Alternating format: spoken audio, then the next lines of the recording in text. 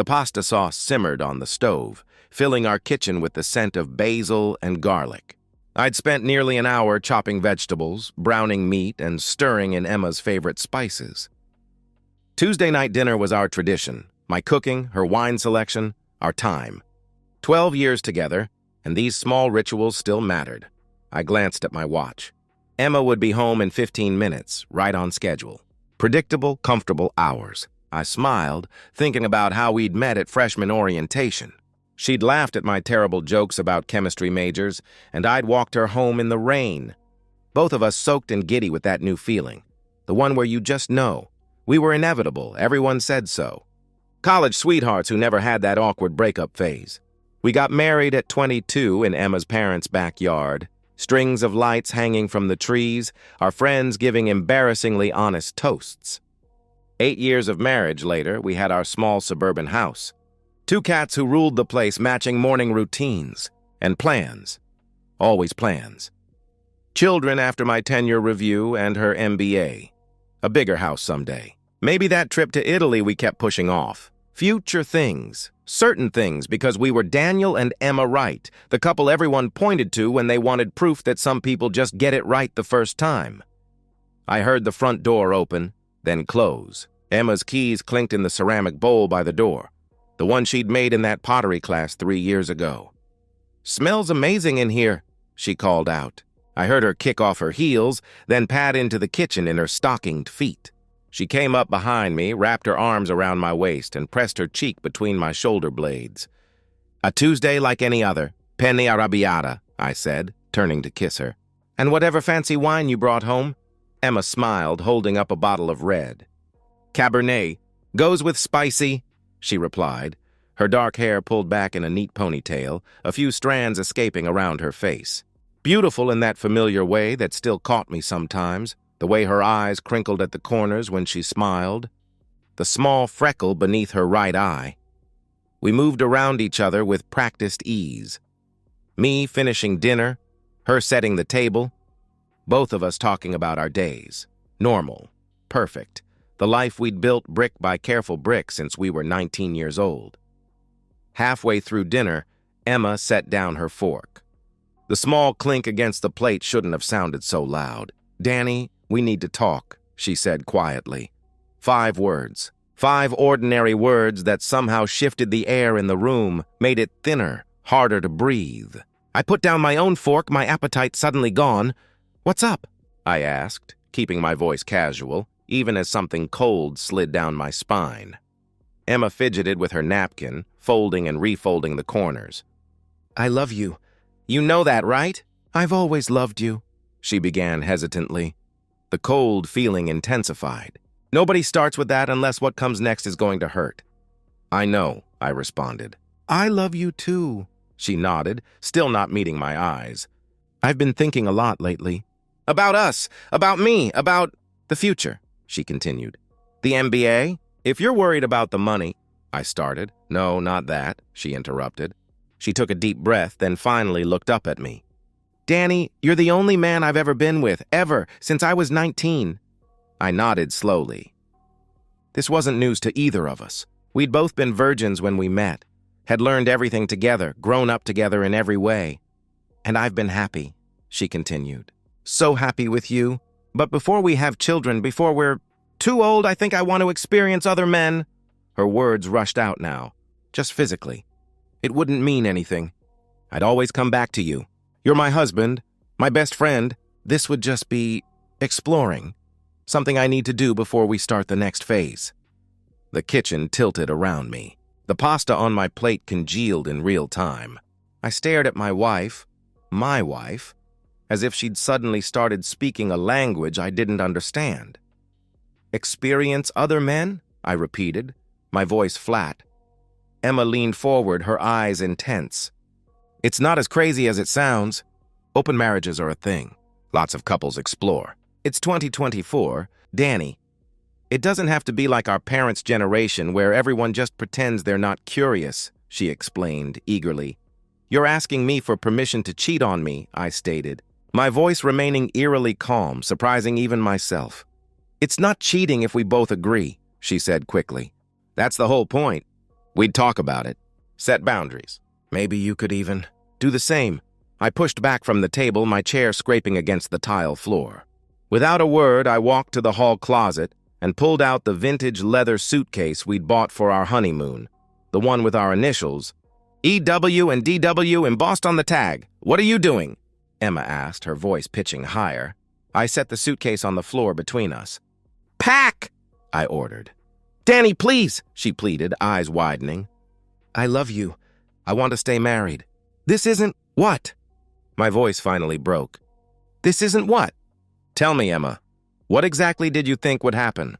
That I'd say, sure, honey, go f*** whoever you want and I'll just wait here until you've checked everything off your sexual bucket list? I demanded. She flinched at my language. I rarely swore, rarely raised my voice. I just thought we could talk about it, she whispered. Like adults. Please, can we just forget I said anything? I didn't mean... That's not toothpaste you can put back in the tube, I interrupted, gesturing to the suitcase. Pack what you need for now. You can get the rest later. Emma started crying then, those silent tears that tracked mascara down her cheeks. She begged, pleaded, tried to touch me. I stepped back each time, a wall building inside me with every word she spoke. Later, after she'd finally gone to our bedroom, I made up the guest bed for myself. I lay there in the dark, staring at the ceiling, replaying 12 years in my mind like a highlight reel. Every kiss, every promise, every plan. I wondered when I'd stopped being enough for her. I wondered when she'd decided that everything we built was worth gambling. I wondered if she'd already picked out the man who would be first. I didn't sleep. Who could sleep? I lay in the guest room, listening to Emma's muffled sobs through the wall, feeling nothing but a strange, hollow emptiness where my heart should be. When the first gray light of dawn filtered through the blinds, I got up. My body moved mechanically, shower, shave, dress, while my mind remained detached, already making lists, planning. By 7, I was at the kitchen table with my laptop, researching divorce attorneys. I found one who offered a free phone consultation at 8 a.m. and marked the number. Then I navigated to their website and printed out their preliminary separation documents, a starting point, they called it. Black and white pages that would dismantle 12 years in clinical legal language. When I heard Emma stirring, I made the call. The attorney was brisk, professional, outlining the process in North Carolina for a no-fault divorce. I took notes, asked questions about the house, our savings, the timeline. He promised to email me more detailed information and forms by noon. I hung up just as Emma appeared in the kitchen doorway. She looked terrible. Hair tangled, eyes swollen and red, wearing one of my t-shirts that hung to her knees. Her expression was cautiously hopeful, as if she'd convinced herself overnight that I'd calmed down, that we could pretend last night never happened. Then she saw the phone in my hand, the papers on the table, and something in her face changed. Panic turned to anger. "Are you serious right now?" she asked, her voice raspy from crying. "Yes," I answered, sliding the papers into a folder. "You're throwing away 12 years of marriage over one conversation," she demanded, stepping into the kitchen with arms crossed defensively over her chest. "No, Emma. I'm ending our marriage over the conversation where my wife asked for permission to sleep with other men before having my children," I corrected, my voice steady, almost clinical. "There's a difference. Where am I supposed to go?" she protested, gesturing wildly around the kitchen. "This is my house, too. You have parents 20 minutes away. You have friends. You have a master's degree and a job. You'll figure it out," I stated, standing up. "I want you out by the end of the week." Emma's mouth fell open. "You can't just kick me out," she exclaimed. "I'm not kicking you out. I'm asking for space while we begin legal separation. The house, the assets, all of that will be sorted through the proper channels," I explained, closing my laptop. "I packed your essentials while you were sleeping. Toiletries, a week's worth of clothes, your laptop, chargers. The black suitcase is in the hall. You went through my things while I was sleeping?" Her voice rose in pitch. "Who are you? I don't even recognize you right now." "Funny. I was thinking the same thing last night," I replied, pouring myself a cup of coffee, the mundane action at odds with the conversation. "You should call your parents. Or Sarah, she has that spare room. Emma's face crumpled then, anger giving way to desperation. Danny, please. I made a mistake. I never meant it. It was just a thought. I would never have actually done anything. Please, can we just talk about this? Go to counseling? She begged. I looked at her, really looked at her. The woman I'd planned to have children with. The woman who'd held me when my dad died 3 years ago. The woman who, less than 12 hours ago, had casually suggested she needed to f*** other men before settling down with me for good. There's nothing to talk about, I stated calmly, feeling strangely detached now. I'll never be able to unhear what you said. I'll never be able to trust that you won't need to explore again when you get bored with me in 5 years, in 10 years. I'm not living my life waiting for the other shoe to drop. She followed me around the kitchen, grabbing at my arm, her voice increasingly frantic. You're being cruel, heartless. This isn't you, Danny. You're the most understanding person I know. Please just listen to me, she pleaded. I gently removed her hand from my arm. The legal stuff will get sorted out. Right now, I need you gone, I said firmly. Emma didn't wait until the end of the week. She didn't even wait until the end of the day. 3 hours later, she had packed her car with more than just the black suitcase. She'd filled 2 garbage bags with clothes, taken her jewelry box, her favorite books, her side of the bathroom cabinet. She worked in frenzied silence, refusing to look at me as I sat at the kitchen table, filling out preliminary paperwork. When she finally headed for the door, I stood up. Some part of me, the part still in shock, the part that had loved her for 12 years, wanted to stop her. To say we could figure this out. But the larger part, the part that couldn't unhear her words, remained silent. Emma paused at the door, her face tear-stained but suddenly fierce. You know what? Fine. If you're going to be like this, so quick to throw everything away without even talking, then maybe we shouldn't be married, she spat. She stepped onto the porch. You're making a mistake, Danny. You're going to regret this when you calm down.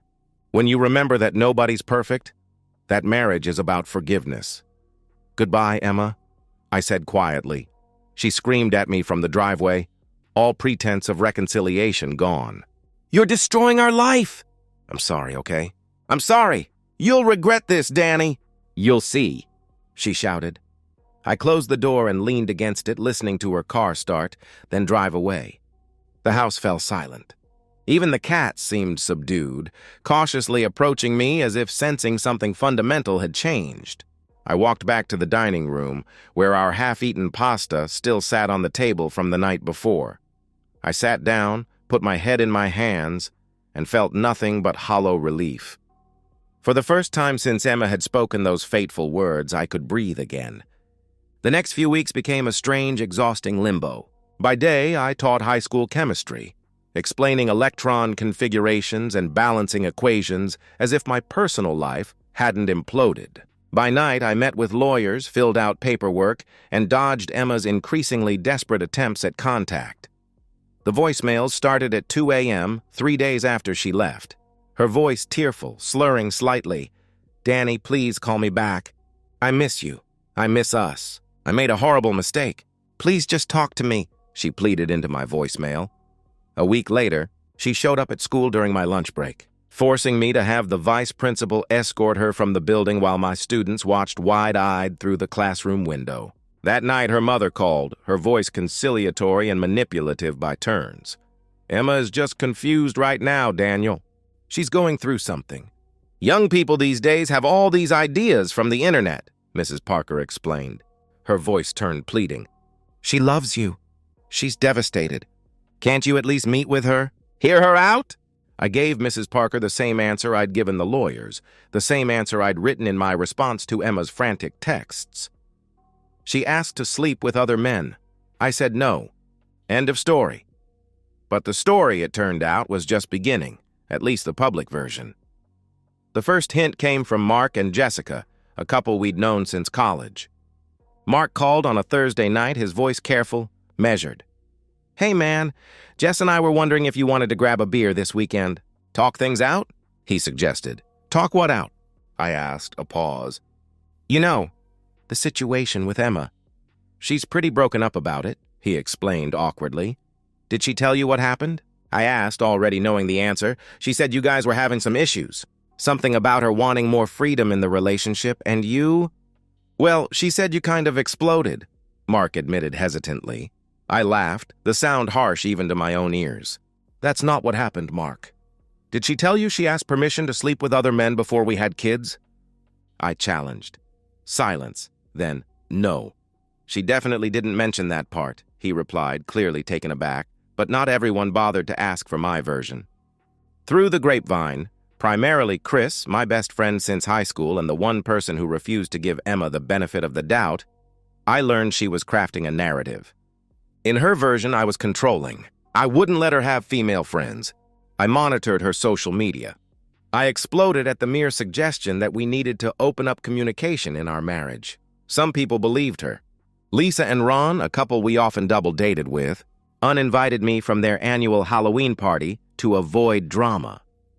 At the grocery store, I caught Sandra, Emma's co-worker, giving me a cold look over the produce section. People are idiots, Chris said over beers in my kitchen, 3 weeks after Emma left. They believe what they want to believe. And Emma's playing the victim card hard, he observed, taking a swig from his bottle. Has she said anything to you? I asked, picking at the label on my beer bottle. Chris hesitated. She texted me last week, asked if I'd talk some sense into you. I told her I knew the real story and to lose my number, he admitted. But, there's something else you should know. She's on dating apps already. Hinge, Bumble, all of them. Ellie saw her profile. Ellie was Chris's wife who'd been friends with Emma since college. The information should have hurt. Instead, it just felt pathetic. The moment she asked, she already cheated in her heart, Chris continued, echoing what I'd been telling myself for weeks. You just saved yourself years of wondering when she'd actually do it. The next day, I ran into Sarah, Emma's closest friend, at the coffee shop near our house. Our house, I still thought of it, though Emma hadn't been back in almost a month. Sarah spotted me, then made a beeline for my table, her expression a mix of determination and awkwardness. Daniel, she greeted, sliding into the seat across from me without asking. How are you? Fine, Sarah, you? I replied evenly. I'm worried about you two, she confessed, leaning forward. Have you considered couples therapy? Emma says she's willing. She says she'd do anything. I set down my coffee. Can I ask you something, Sarah?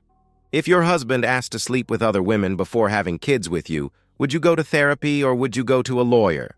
I questioned directly. Sarah blinked rapidly. It's not that simple, she started. It is, actually, I interrupted. She left without ordering her coffee. Amid the chaos, an unexpected connection formed. Rachel Davis, a fellow chemistry teacher I'd known casually for the past year, stopped by my classroom after the final bell one Friday. She leaned against the doorframe, her curly red hair pulled back in a messy bun. Wearing jeans and a Star Wars t-shirt. Casual Friday attire. Heard through the teacher grapevine that you're going through it, she said without preamble. Divorce? I nodded, somewhat taken aback by her directness. Been there, 6 months ago, she shared, stepping into the room. My ex-husband wanted an open marriage after a decade together. Said it was time to evolve. I looked up, genuinely surprised by this coincidence. What happened? I asked. I said no. He said he needed it to be happy. So I filed for divorce, she explained with a shrug, but I could see the lingering hurt in her eyes. Want to grab coffee? Not as a date, she added quickly. Just as two people who understand a specific kind of betrayal. At the coffee shop, not the one near my house, but one across town where we were less likely to run into people we knew, Rachel and I talked for 2 hours. Not just about our failed marriages, though that was the entry point. Also about teaching, about books, about the awful school cafeteria food. It was the first normal conversation I'd had in weeks. As we were leaving, Rachel said something that lodged in my chest. The hardest part is everyone else thinking you should have compromised. Like your boundaries made you the bad guy. I felt seen for the first time since Emma had uttered those 5 words that shattered everything. The divorce was finalized 3 months later. Quick, clean, no kids to complicate things. I kept the house. She got half the savings. And according to mutual friends, she got exactly what she wanted, the freedom to explore. I didn't care anymore. Or at least I told myself I didn't. 6 months after signing the final divorce papers, I stood in what used to be our guest room, now transformed into a home office with a desk I'd built myself, walls painted a deep blue that Emma would have hated. The cats, Luna and Orion, sprawled across the windowsill in patches of afternoon sun. From the backyard came the excited barking of Copper, the rescue dog I'd adopted 3 months ago, a lab mix with one floppy ear and boundless energy who still hadn't convinced the cats to be his friends. The house felt different now. I'd rearranged furniture, replaced the bedding, hung new art. I'd started cooking recipes that had nothing to do with Emma's preferences: spicy curries, elaborate stir-fries, things she would have wrinkled her nose at. Small reclamations that added up to something larger. This space was mine now. Shaped by my choices alone, I ran into old friends sometimes, at the grocery store, at the gym, who would ask cautiously how I was doing. I could see it in their eyes. They expected me to be broken, diminished, still bleeding from the wound of Emma's departure. I wasn't. I was tired, yes, sometimes lonely but also lighter. Like I'd set down a heavy bag I hadn't realized I'd been carrying. Work became my sanctuary. My students, perceptive as teenagers often are, noticed the change in me. "You seem happier, Mr. Wright," Zoe, a junior with a gift for chemistry, commented one day after class. "More present," she observed. She wasn't wrong.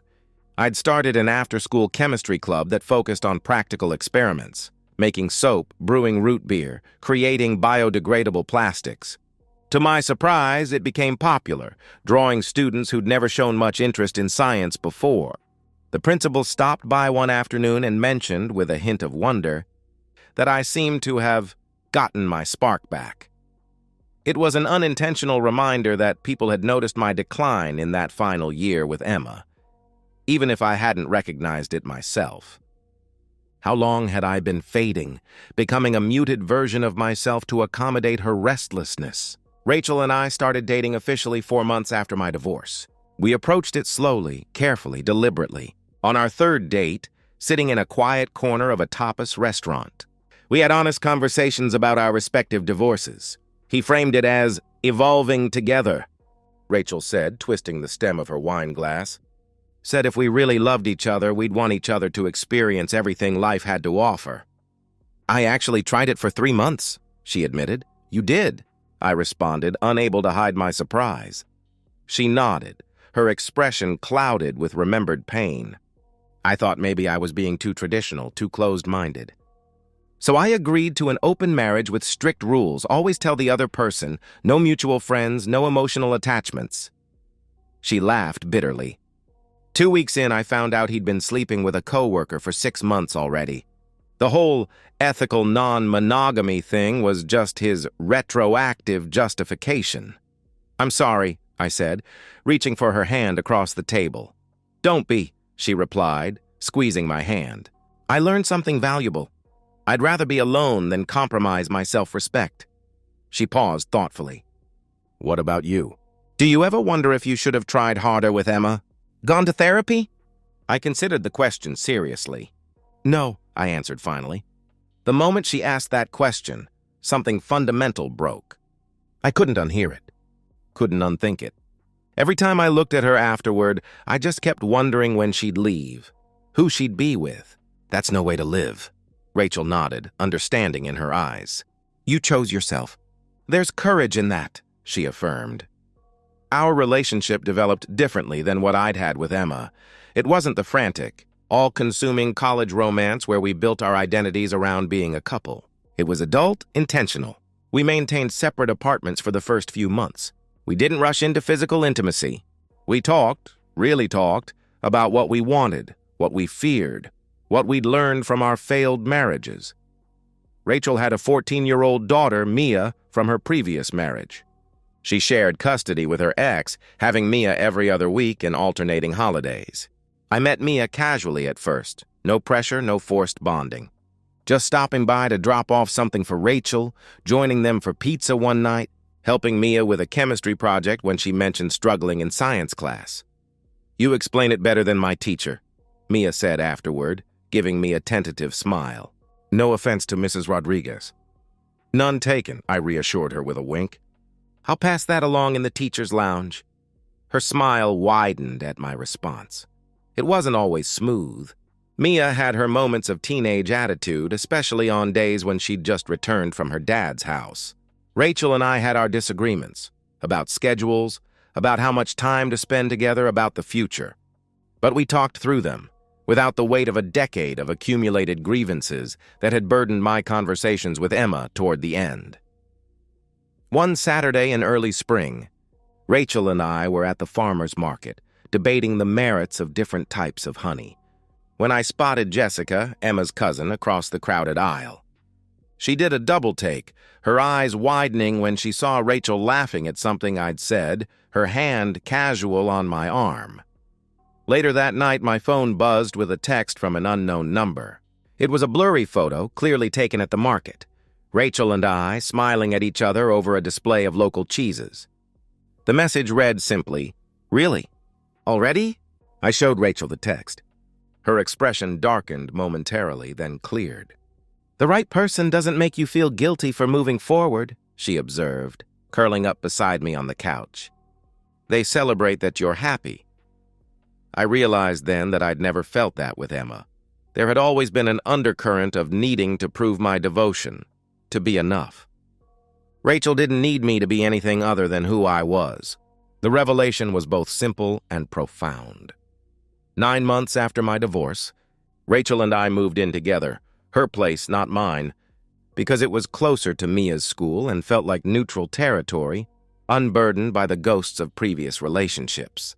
We blended our lives carefully, my books next to hers on the shelves, my coffee mugs alongside her tea collection, Copper learning to coexist with her elderly cat, Mr. Darcy. It felt like building something from scratch with quality materials, rather than renovating a structure with a cracked foundation. For the first time in years, I felt like I was standing on solid ground.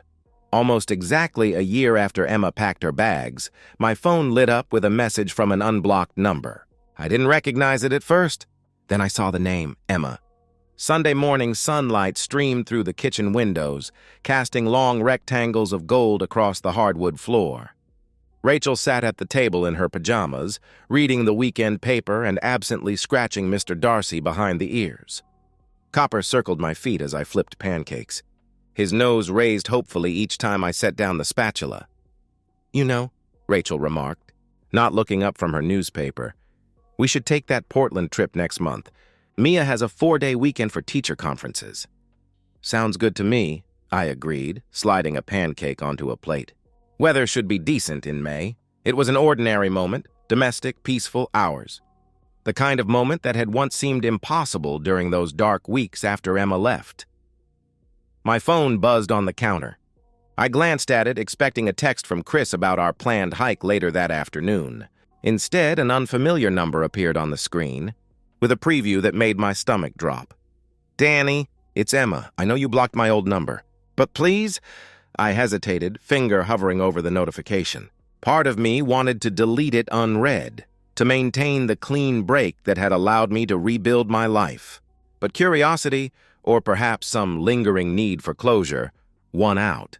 I opened the message. It was long, the paragraph stretching down the screen like a digital confession.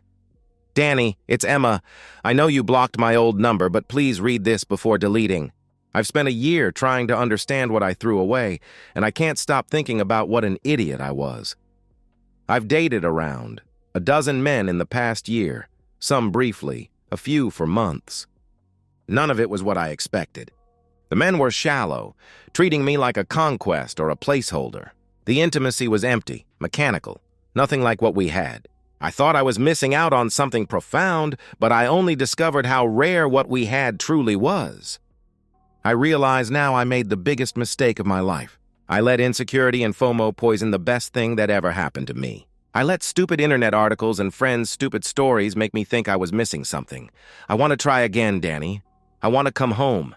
I'll do therapy, I'll work for it, I'll spend years earning back your trust if that's what it takes. I just need a chance to show you I'm still the woman you loved. I'm still your Emma. I know I don't deserve it, but I'm asking anyway. Can we meet? Can we just talk? I'm still your Emma. I'm still the girl who laughed at your jokes. I'm still here, Danny. Please. I read it 3 times, searching my heart for any flicker of longing, any urge to respond with something other than rejection.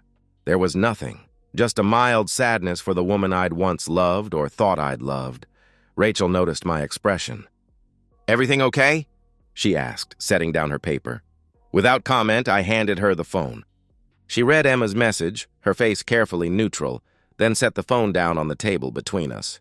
What do you want to do? She asked simply. It was the right question. Not, what are you going to do, or you're not considering this, are you? Just, what do you want? I picked up the phone, staring at Emma's words. A year ago, they would have leveled me. 6 months ago, they would have made me angry. Now they felt like a message from someone I used to know, sad but distant. I typed several responses, deleting each one. Too angry, too detailed, too much like I still cared. Finally, I settled on something simple. Emma, I don't doubt that you regret your choice, but the woman I married would never have asked that question in the first place. That woman is gone. Maybe she never existed the way I thought she did. I've moved on. I'm happy. I'm with someone who never made me feel like I wasn't enough. I hope you find whatever you're looking for, but it isn't going to be with me. Take care. I hit send before I could second-guess myself. Then, before she could respond with more pleas or justifications, I blocked the number. Rachel watched me do this, her expression soft. She reached across the table and squeezed my hand. Are you okay? She asked gently. Yeah, I answered, and realized with mild surprise that it was true. I really am. I set the phone face down on the table and went back to making pancakes. Rachel returned to her newspaper. Copper continued his hopeful kitchen patrol. Life continued, undisturbed by the ghost of a past that no longer had power over me. Later that afternoon, as Rachel and I were loading Copper into the car for a hike, my phone rang. It was Chris. Hey man, just giving you a heads up. Emma's been reaching out to everyone asking for your address, for Rachel's last name, for any way to contact you, he warned. She's saying you blocked her before she could explain properly that there's been a misunderstanding. He paused. She might show up at your place. Thanks for the warning, I replied. Glancing at the house I'd shared with Emma, the house I'd sold 2 months ago, using the equity to help Rachel buy her place outright. But she doesn't know where I live now. She doesn't know Rachel's last name, doesn't know about Mia. She has no way to reach me. Good, Chris affirmed. You deserve your peace, man. After hanging up, I pulled Rachel close, kissing the top of her head. Emma's apparently on the warpath, I informed her. Rachel raised an eyebrow. Should I be worried? She asked. No, I assured her, meaning it. She has no connection to this life. No way in. I deleted Emma's message entirely. Deleted the screenshots. Deleted every digital trace of her asking to come back. Because the best revenge wasn't making her suffer. It was being so completely happy that she realized she was irrelevant. We took Copper for his hike. We talked about dinner plans, about Mia's upcoming volleyball tournament, about whether we should plant vegetables or flowers in the backyard bed. Normal, beautiful, ordinary life. The revenge wasn't elaborate. It wasn't public humiliation or financial ruin. It was simply this. I had become completely unreachable. Emma discovered that you can't go home when home doesn't exist anymore. She wanted to press pause on our marriage and found out I had pressed stop instead. Dad, where's my volleyball knee pads? Mia's voice echoed down the hallway, followed by the sound of drawers being yanked open. Laundry room top shelf, I called back, adjusting the mobile above the crib. Planets and stars dangling in scientifically accurate arrangements. Your mom washed them yesterday. Found them. Thanks. Footsteps thundered down the stairs, followed by Copper's excited scrabbling as he followed his favorite human. I stepped back, surveying the nursery. 2 years after my divorce from Emma, my life was unrecognizable, in the best possible way. Rachel and I had gotten married in a small ceremony last fall, with Mia as the maid of honor. Rachel was now 7 months pregnant with our first child together. A boy we planned to name Thomas after my grandfather. Professionally, I'd thrived in ways I never had while married to Emma. I'd earned tenure and been appointed department head. The chemistry club I'd started had won regional competitions. My students had nominated me for a Teaching Excellence Award. I realize now how much emotional energy I'd spent trying to be enough for someone who'd already decided I wasn't. "Mom! Daniel, I'm leaving for practice!" Mia called up the stairs. At 15, she still called me Daniel, but introduced me as my stepdad, with clear affection. Through Chris, who still kept loose tabs on mutual friends, I occasionally heard about Emma's trajectory.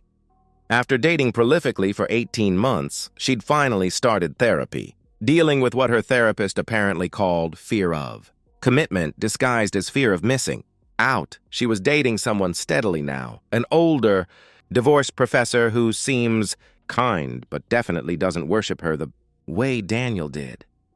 They maintained separate apartments. Emma's social media displayed a carefully curated life. Brunches, gym selfies, motivational quotes. The comments were sparse. Her friend group had clearly fractured after the divorce. Perhaps the most telling detail came 6 months ago, when Emma's mother sent me a Facebook friend request with a message apologizing for not understanding what Emma put you through and saying she still wished I was her son-in-law. Even Emma's own mother recognized who was at fault. Later that evening, my phone pinged with a FaceTime call from Mia. "Look what I got for the baby!" she exclaimed, holding up a handmade mobile with tiny chemistry beakers. I made it for my brother. I thought about Emma briefly, not with anger or bitterness, but with strange gratitude. Her betrayal had freed me to find something real. People sometimes asked if I regretted how quickly I ended things. I always told them the truth. The woman I married would never have asked that question. The moment Emma wanted to sleep with other men, she stopped being my wife. I didn't regret choosing myself. I didn't regret having standards. I didn't regret walking away. The baby kicked and Rachel laughed, grabbing my hand to feel it. Mia squealed from the phone. Copper barked excitedly at the commotion. "This is home! This is enough! This is everything!" And somewhere out there, Emma is learning that some doors once closed don't open again. And that's the end of today's story. If you enjoyed it, please give this video a thumbs up and drop a comment below. Your support helps the algorithm push my content further. If you're new to the channel, don't forget to hit that subscribe button. It really helps me keep creating more stories for you. Thanks for watching, and I'll see you in the next one.